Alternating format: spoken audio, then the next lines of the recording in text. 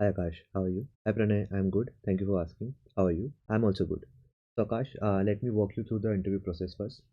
So there will be one DSA question first, okay? And after that, we are going to have few questions on JavaScript. Okay. So I have sent you one question basically.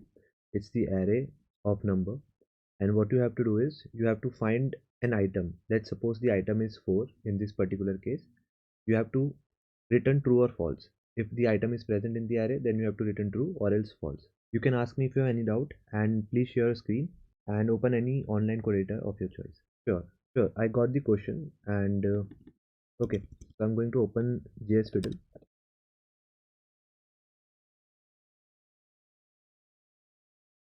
And what I'm going to do is I'm going to apply linear search in order to find an item in this particular array, and on the basis of that I will return true or false. What else can you use to optimize it? So can you do it in a better way, like a more optimized way? Are you getting any hint after looking at the array that I have given to you?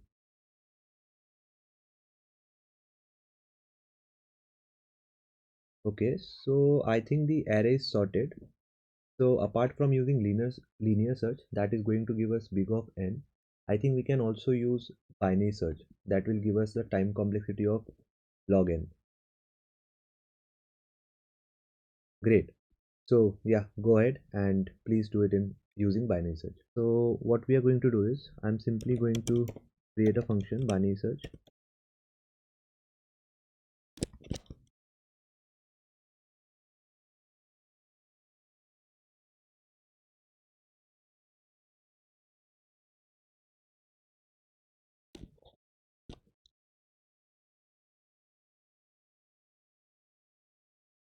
Okay, so we can pass the array, and over here we can pass the array and we can take the item. So let's suppose we want to find the 10.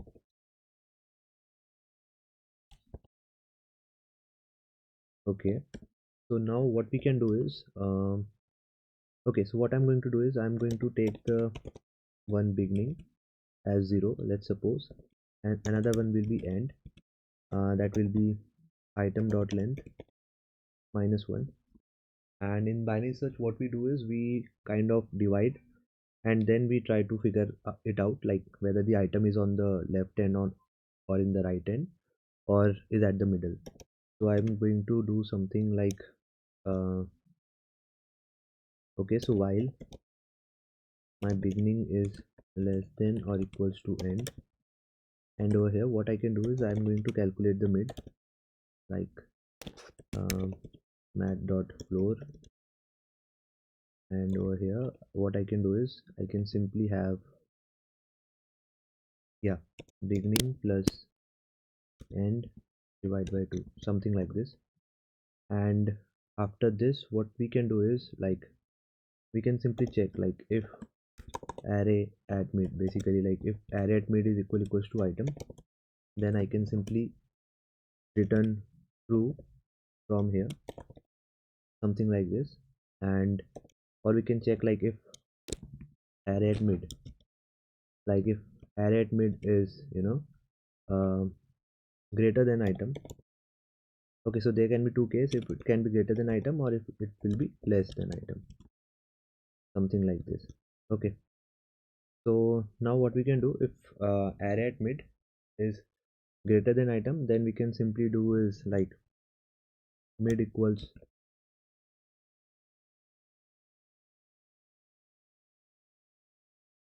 sorry, what I can do is like end equals mid -1, or else we can do beginning equals mid plus 1, something like this. And finally what we are going to do is, oh so sorry, uh, okay, so there is some sort of error, and finally we can simply return false from here, something like this. So let's see if we get the response or not.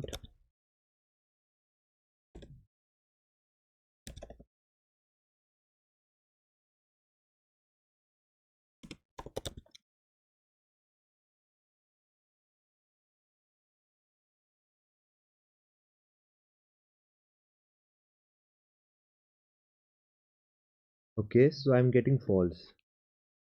but I should be getting true because we are having it. Basically we are having the element, so we should be getting true. uh, okay. Okay, so we have beginning, we have, okay, yeah, I have one mistake over here that it should be array.length. uh, okay, so yeah, we got true, and let's try it with 3. So we are getting true. Let's try it with 21. Yeah, so I'm getting false. So yes, I have done this question of binary search.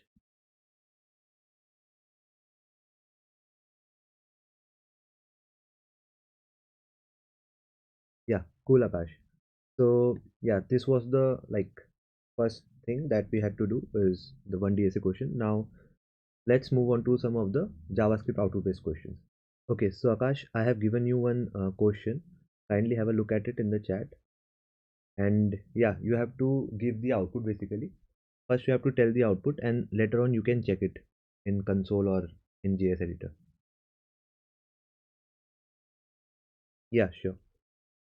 Okay, so we are given this where variable equals to 10, and then we have this if over here, inside which we have this console.log variable and variable 20.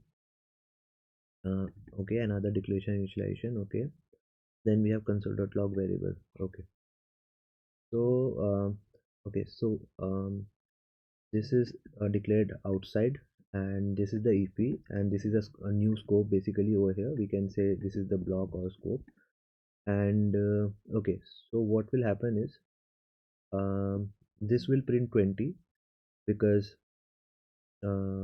this is declared and initialized over here, so we are going to get 20 over here. But what will happen over here is that this will be hoisted to the top of its scope, and over here we have this particular scope. So only the declare, okay, so only the declaration is hoisted and not the initialization. So I think it will give us undefined. Okay, so yeah, I think it will be undefined and 20. Okay, now go ahead and try it in the JS fiddle. But first of all, ping me the answers. Sure.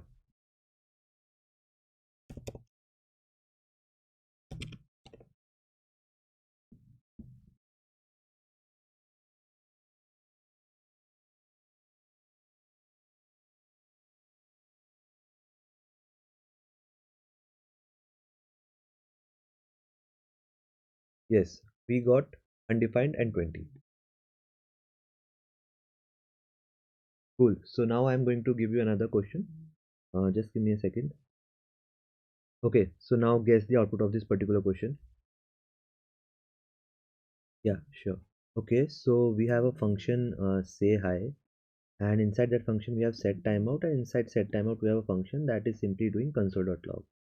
Hello, my name is this.name. Okay, and over here we are trying to borrow this particular method using call, so that this should refer to this particular context. Okay, so what will happen is okay, so we are calling it, and okay, so what is going to happen is this is going to print hello, my name is undefined, because like we are using basically we have this function, we have another function inside this set timeout. So the this dot name that we have over here, it is not going to inherit the context of the outer function basically. So what is going to happen is this over here will refer to the window, and in window we do not have any property name, so it is going to give us undefined. Can you check it? Yeah, sure. So let's try it.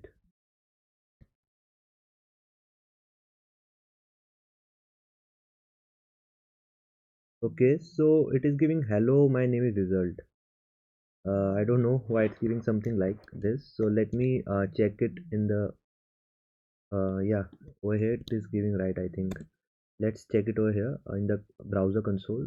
So yes, so it is giving hello, my name is undefined. Good.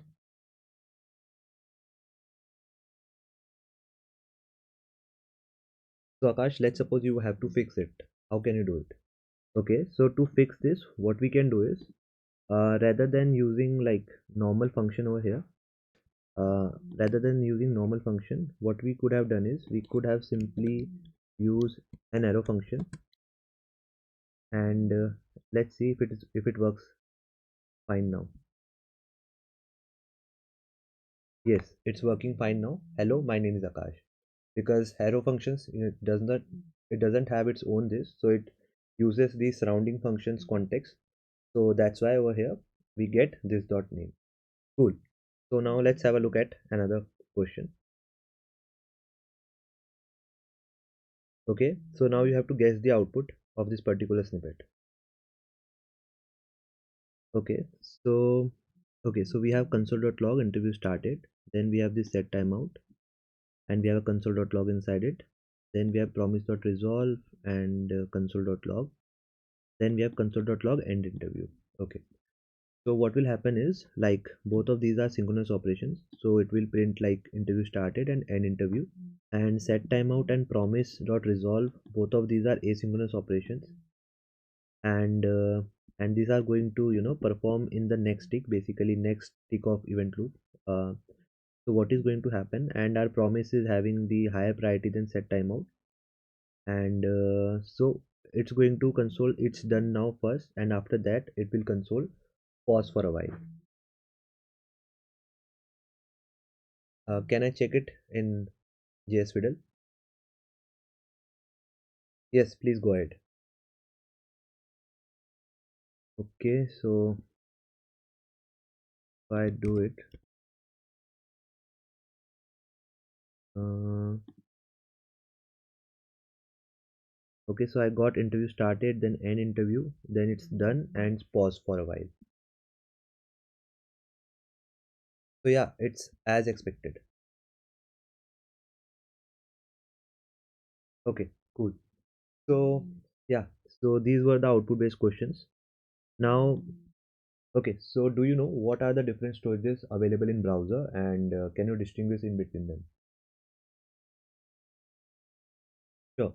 So like there are like different browser storages, like we have cookie, we have session storage, we have local storage. And among these, like, local storage has around like 10 MB of storage, session storage has like around 5 MB, and cookie has around 4 KB. And local storage data persists until and unless we are clearing it explicitly, and session storage data gets cleared on like tab close or window close. And cookie storage, like in cookie also, like we can clear it explicitly, we can have the expiration date as well. And cookie is the only thing that we can it could be accessed by the server. It could We can also like store it in the browser from server. And what else, yes, we can also set cookie particular for a particular domain. We can also set its expiration. And yes, like this is it. Like these are some of the differences that I know. Okay, so like, have you used any other storage as well, like apart from these three? Like I haven't used it, but I know like there is a IndexedDB as well, but I have not used it. Okay, no issues. It's better to know the name, to know the at least concept. But yeah, not everyone is using everything, right? So yeah, so let's move ahead. So what do you understand by closures? So in JavaScript, like every function is a first class function, okay? And if I have to define closure, so like closure is like a function that is combined together with its lexical scope. For example, like let's suppose we have an outer function and inner function, and outer function returning the inner function. So in the close, so what is closure exactly is that even if that inner function is getting returned from the outer function, still that inner function has access to the scope and the variables basically of the outer function. So and this combination of the outer function and the inner function together with its scope is known as closure basically. Can you give one example of it? Sure. So what I can do is, like, let's suppose I have one function like outer, and I have another function similar to this, something like inner.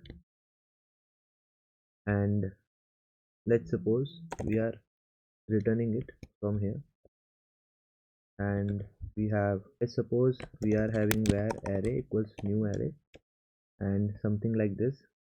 Let's suppose it has 700, and from here let's suppose it is taking another thing, like let's suppose index, and we can simply do console.log, let's suppose this particular array at index. I'm also going to tell you the benefit of it. So let's suppose I have to call it. Let's suppose I'm going to like initialize init it first, like something like outer. So it is going to initialize the array, and after this, like let's suppose if I call it like okay, so it's my function like that is going to give me the get item, something like this, and it's a function that is it's returning and get item, and I'm going to pass anything we can pass, like something dot fill 0 over here we can have, and we can pass it any index, like let's suppose 2, and similarly we can have it multiple times,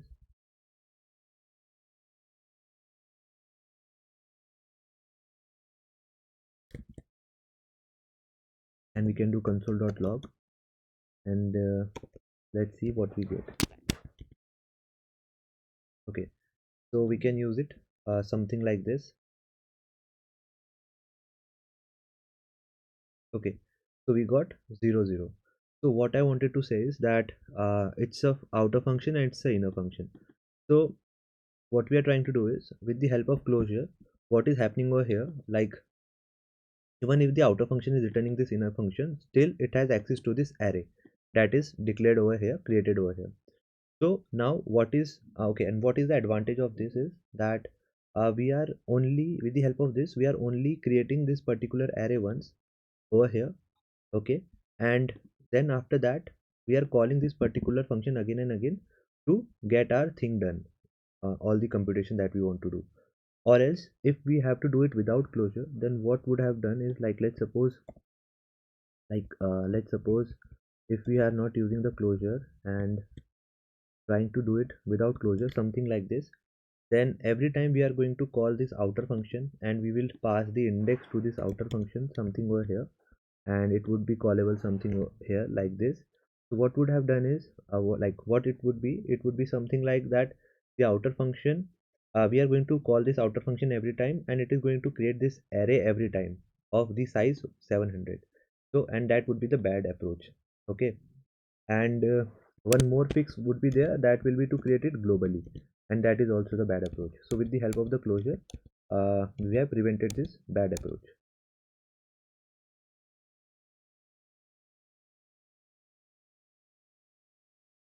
Cool, Akash, this is really one of the great example you have given, and may I know what are its disadvantages?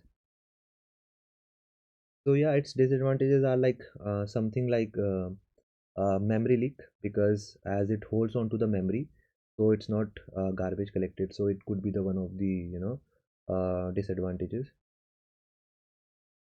Yeah, right. It could be the one of the disadvantages, but it could be the disadvantage in the past, because right now the garbage collector nowadays, the garbage collectors are, these garbage collectors are smart. So like, they know by the style of writing that you are creating closures or what you are writing. So on the basis of that, they know that what is there, and on the basis of that, they automatically, garbage collect the data. So nowadays, I don't think it's a problem with closures. But yeah, in the past, it used to be. Cool. So the next question is, what is CORS? I hope you have heard about it. Yes. So CORS means cross origin resource sharing. So what happens is, we most of the times we get this error of CORS when we try to access the resources that are okay. So when, let's suppose we are on domain 1, and we are trying to access the resource that is kept on domain 2 or hosted on domain 2. So and the browser's policy is that is of the same site, like same origin policy, like browser forces the same origin policy. So when we are trying to access the resources that are hosted on another domain, so it gives us this error. And we can simply like resolve this error by using like either by whitelisting the request URL, like we by sending these things in the header, like access control allow origin and access control allow methods, all these things. And also, okay, so these are the things that we can use to resolve it. And other than that, on the front end we can also use something like proxy settings in package.json, plus there are some Chrome extensions as well. But the like but the good approach will be to whitelist the URL, and plus to use these headers like that I told you, like access allow control origin and methods. So yeah, using this we can resolve these particular issues. Cool, Akash. This is it from my side. Do you have any questions?